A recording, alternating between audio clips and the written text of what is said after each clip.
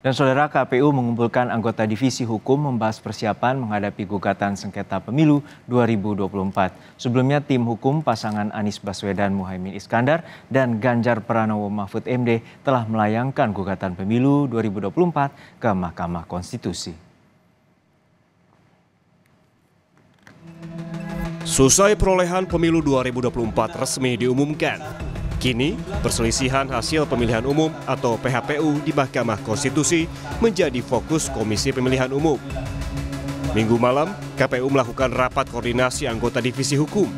Tujuannya membahas persiapan menghadapi gugatan sengketa pemilu yang telah dilayangkan tim hukum pasangan Anies Baswedan, Muhaimin Iskandar, dan Ganjar Pranowo Mahfud MD ke MK. Meski tidak semua KPU tingkat kabupaten, kota, provinsi menjadi pihak sengketa, tetapi persiapan tetap harus dilakukan. Saat ini, KPU telah menyiapkan sejumlah advokat untuk menjadi kuasa hukum KPU dalam menghadapi persidangan di Mahkamah Konstitusi. Ini KPU mengumpulkan KPU provinsi dan KPU kabupaten kota seluruh Indonesia untuk mempersiapkan persidangan-persidangan dalam sengketa hasil pemilu di Mahkamah Konstitusi. Kami juga sudah menyiapkan sejumlah advokat yang nanti akan menjadi kuasa hukum KPU dalam persidangan-persidangan di Mahkamah Konstitusi. Sabtu pekan lalu, tim pemenangan Ganjar Mahfud mendatangi Mahkamah Konstitusi untuk mendaftarkan gugatannya. TPN Ganjar Mahfud menyerahkan bukti-bukti dari laporan dugaan pelanggaran dan kecurangan di pemilu 2024. TPN datang tanpa dihadiri Capres-Cawapres Ganjar Mahfud. Dalam permohonannya, TPN menyertakan 4 kontainer berkas dalam pendaftaran gugatan. Gugatan ini berfokus pada dalil pelanggaran pemilu 2024 yang terjadi secara terstruktur, sistematis, dan masif. TPN menyebut seluruh dugaan kecurangan berawal dari nepotisme yang berujung penyalahgunaan kekuasaan. Supremasi hukum itu penting. Konstitusi itu penting dan kita tidak ingin itu diinjak-injak. Kita tidak ingin itu dilanggar. Ya. Nah, kita melihat asal muasal ini semua adalah nepotisme. Sekali lagi saya ucapkan nepotisme yang membuahkan abuse of power, penyalahgunaan kekuasaan yang terkoordinasi.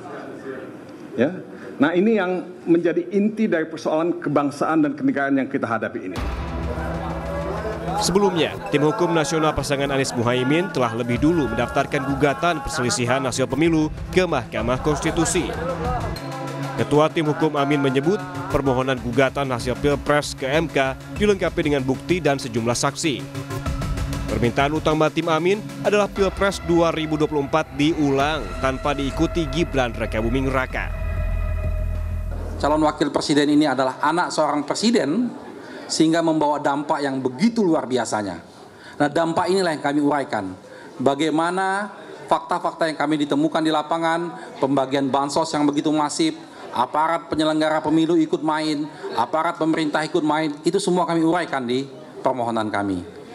Jadi seandainya nanti ini diterima sebagai satu argumen yang kuat oleh Mahkamah Konstitusi, tentunya kami mengharapkan dilakukan pemungutan suara ulang tanpa diikutin oleh calon wakil presiden 002.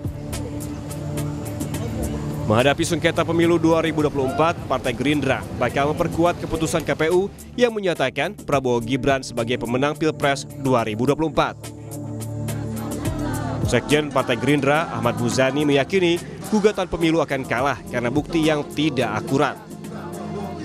Kita akan memperkuat keputusan KPU bahwa sangkaan dan tuduhan yang dialamatkan kepada KPU atas kemenangan 02 adalah sangkaan dan tuduhan yang lemah, tidak berdalil, tidak berdasar, tidak terbukti. Penanganan sengketa pemilu 2024 oleh MK bisa jadi momentum yang ditunggu publik karena kredibilitas Mahkamah Konstitusi juga menjadi pertaruhan. Akankah MK mengambil gebrakan hukum dan memberikan keadilan bagi semua pihak? Kita tunggu saja. Tim Liputan, Kompas TV.